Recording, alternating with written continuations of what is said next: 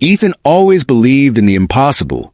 As a young boy, he would watch the airplanes soaring above him, dreaming of one day flying among them. It wasn't just about the thrill of flight. It was a challenge of defying gravity, of doing something no one thought possible.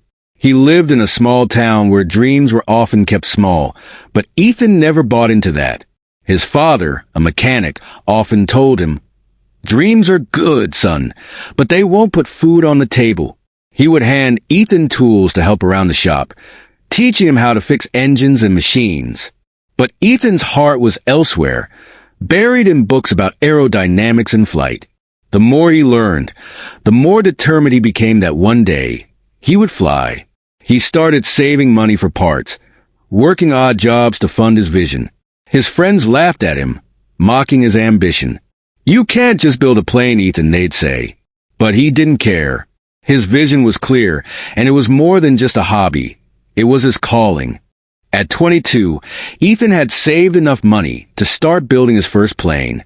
It wasn't much, just a small, homemade aircraft with basic components and a crude design. But it was a start. Day after day, he worked in his garage, welding metal, installing engines, and designing the controls. His hands were often bruised and sore, but his mind was always focused on the future. Finally, after months of hard work, it was time to test the plane. The excitement rushed through him as he climbed into the cockpit, heart pounding. With trembling hands, he turned the key, and the engine roared to life. The plane began to move, slowly picking up speed. His heart raced faster with every passing second. For a brief moment, the plane lifted off the ground just a few feet, but it was enough. Ethan felt like he was flying. Then, with a loud crash, the plane plummeted back to the earth, breaking apart as he was thrown forward. The crash left Ethan devastated. His neighbors, who had watched his obsession grow, now stood by shaking their heads. "You should have known better," they said. This was never going to work. Ethan felt the weight of their words. But deep down, he knew that failure wasn't the end. It was just another part of the journey. He spent weeks repairing the plane, fixing what was broken, and analyzing what went wrong. His friends urged him to give up. Even his father, who had always been his rock, told him, "Maybe it's time to stop, son. You've tried, and you failed. Sometimes that's enough." But Ethan refused. He believed that his failure was not the end. It was just a lesson. He returned to the drawing board, determined to build something better, something that would soar high above the doubts of others. Months turned into years. Ethan's dream didn't fade.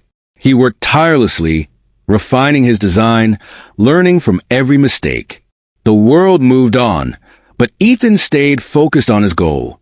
He faced countless obstacles, lack of resources, endless setbacks, and moments when he almost gave up. But each time, he remembered why he started.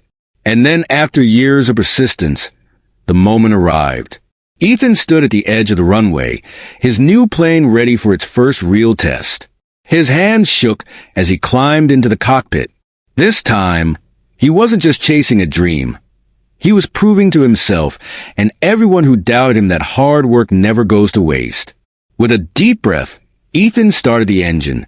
The plane began to roll, gaining speed. And this time, it lifted off the ground, higher and higher, until it soared into the sky. Ethan had done it. The impossible was now his reality. Ethan's journey teaches us that the path to success is not a straight line. It's filled with obstacles, but with grit and perseverance, even the most impossible dreams can be reached.